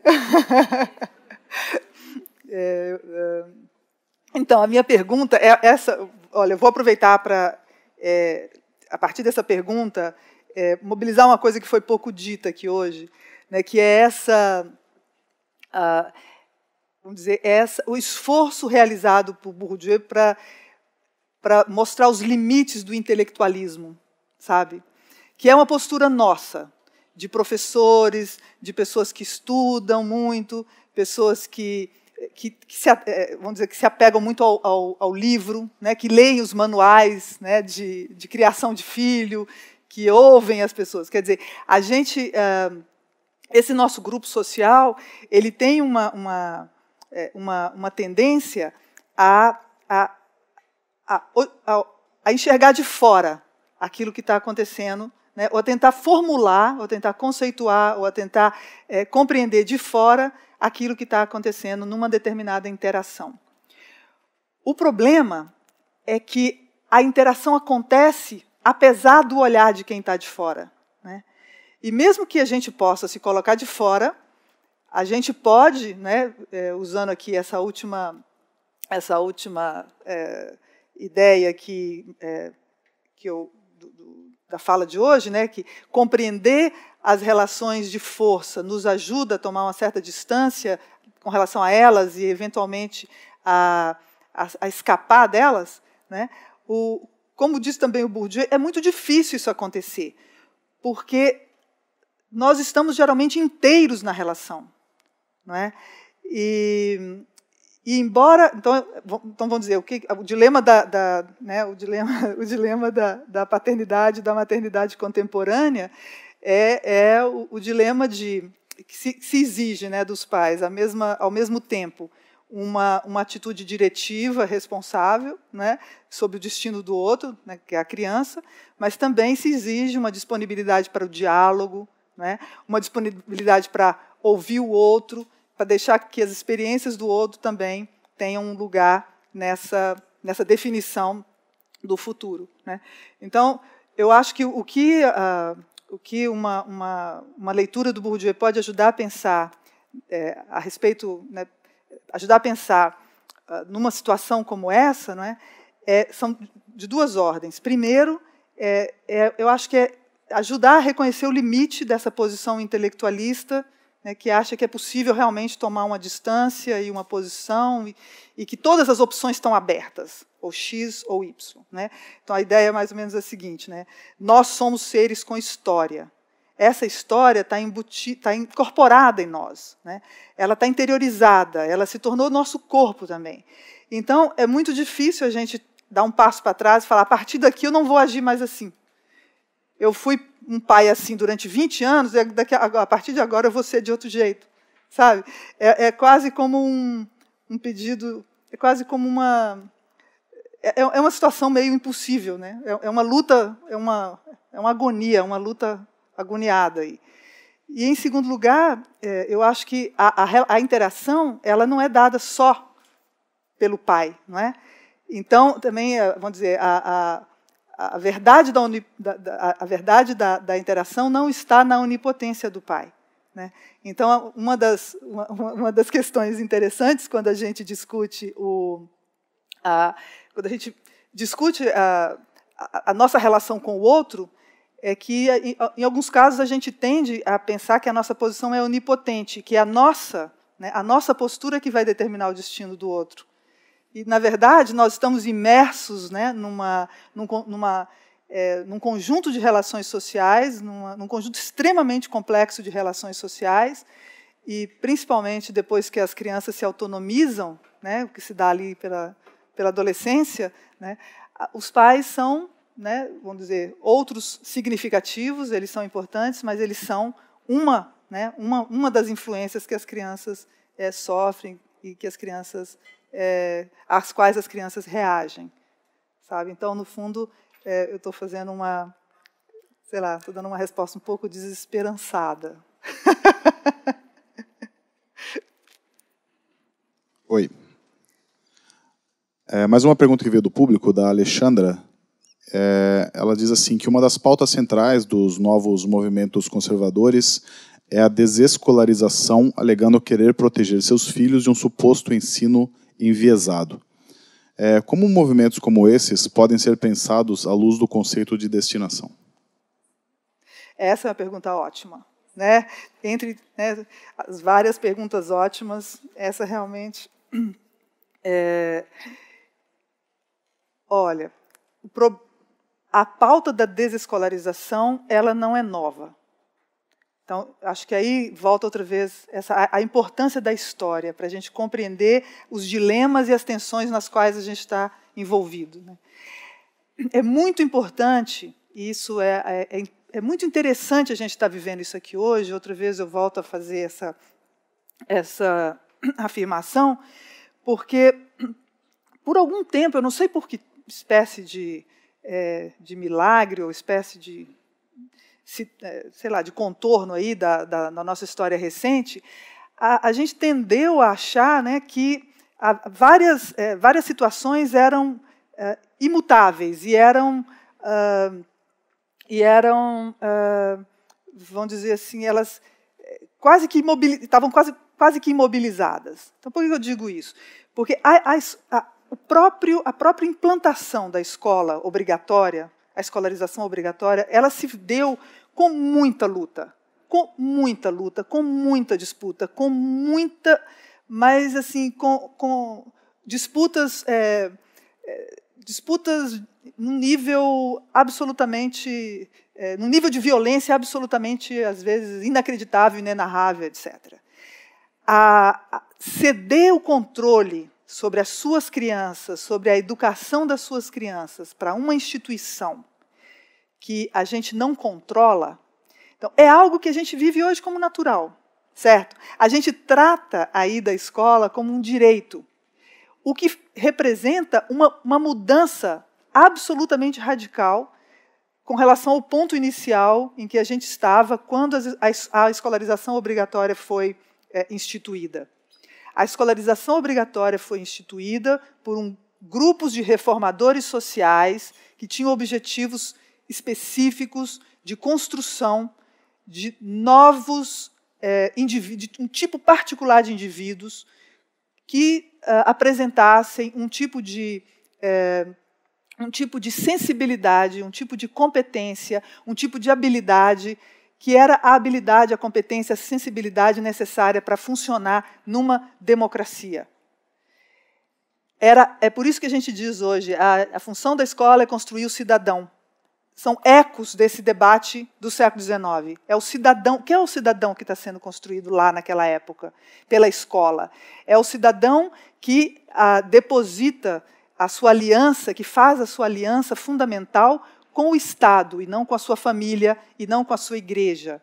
É o cidadão que se pensa como indivíduo, separado, portanto, do seu clã, da sua família, né, do seu grupo religioso. Essa personagem, ou esse personagem, é um personagem absolutamente novo, é um personagem que se constrói por meio da escola. E esse processo de construção desse personagem, ele, que foi extremamente bem-sucedido, ele demandou muito tempo, muita energia social, muita luta, muita disputa, né? E nunca sumiu. Essa disputa nunca desapareceu. Sabe? O fato de que ela esteja podendo aflorar agora, que as pessoas estejam podendo falar disso, que as pessoas estejam podendo reivindicar e dizer, não, a escola não é um direito, eu quero o direito de eu educar meu filho na minha casa, não é?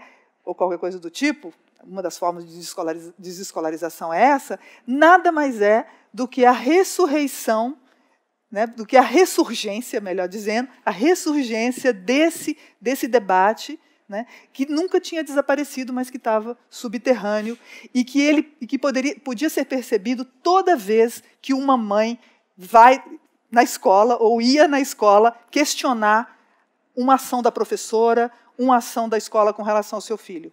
A escola não está tratando bem o meu filho. O que quer dizer isso? A escola não está tratando o meu filho como eu trataria se fosse eu que estivesse educando meu filho em casa, né? Então, eu acho que é um momento fascinante na história do nosso país, porque todas essas tensões que eram muito difíceis de ser nomeadas, ou de ser estudadas, de ser percebidas, e que formam o solo a partir do qual a gente constrói a nossa democracia, elas estão aparecendo de novo, né? E aparecendo de uma maneira muito concreta, aparecendo como se fosse coisa nova, né? Aparecendo como algo que, às vezes, horroriza alguns, né? Eu, particularmente, eu sinto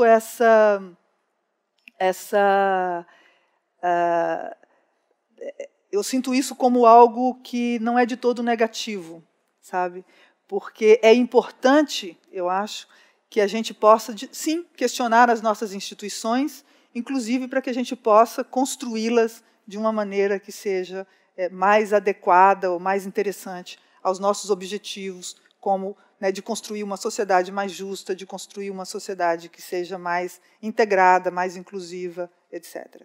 Não tem dúvida, né, de que a luta pela desescolarização é a luta para implantar, né, para fazer valer princípios particulares, né, que orientem a educação das crianças, por oposição a esses princípios que a escola, delegada, né, por nossa delegação, faz aparecer como sendo os princípios universais. Então, é, sim, uma tensão entre o particular e o geral, entre o particular e o universal que está em jogo, né? E cabe a nós verificar, nesse momento da nossa história, como que nós queremos resolver essa tensão, né? Que espaço que a gente gostaria de dar a cada uma desses polos, que nunca desaparecem.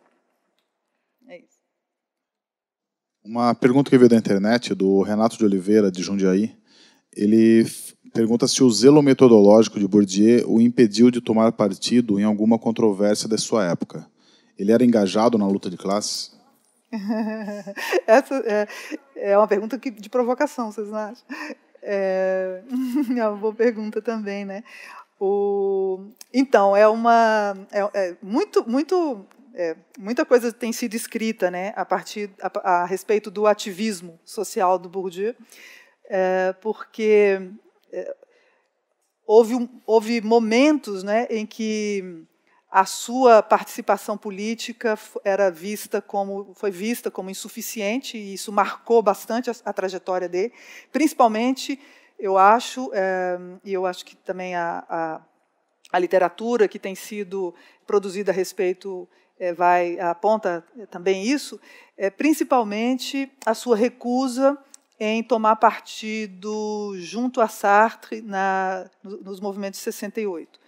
Então, naquele momento, Bourdieu é acusado de reacionário, né, de alguém que só quer pensar na sua ciência, etc. E isso colou, né, por conta também, como, né, recuperando então esse elemento tão fundamental da obra de Bourdieu, que é a luta, né, o que faz colar uma reputação? Né? O que faz colar uma ideia de que uma pessoa está alinhada com a esquerda, está alinhada com a direita, é reacionária, não é reacionária, e o que faz colar e que efeitos tem isso, né, sobre a recepção da obra desse autor. Então, eu acho que aí eu conduziria todos a assistir, né, e o Renato de Oliveira, talvez, principalmente, a assistir um vídeo que se chama A Sociologia como Esporte de Combate, que eu acho que dá bem a medida, né, do envolvimento do Bourdieu com as questões do seu tempo. E também há um vídeo em que ele dá uma longa entrevista a Andrea Loyola, uma professora da UERJ, se não me engano, onde que a Andrea está hoje, e ela é uma professora do Rio de Janeiro, e desse vídeo ele vai, justamente a Andrea Loyola conta para ele que na década de 70 ela dava aula na PUC de São Paulo e ela propôs aos alunos ler alguns textos do Bourdieu. E aí os alunos se recusaram, porque eles falaram, esse cara é de direita, não vou ler esse cara é reacionário, qualquer coisa do tipo. E ele, então, faz respondendo a essa pergunta, reagindo a essa história que ela conta, ele faz uma bela discussão sobre o que significa você, essas rotulações, né, essas rotulações que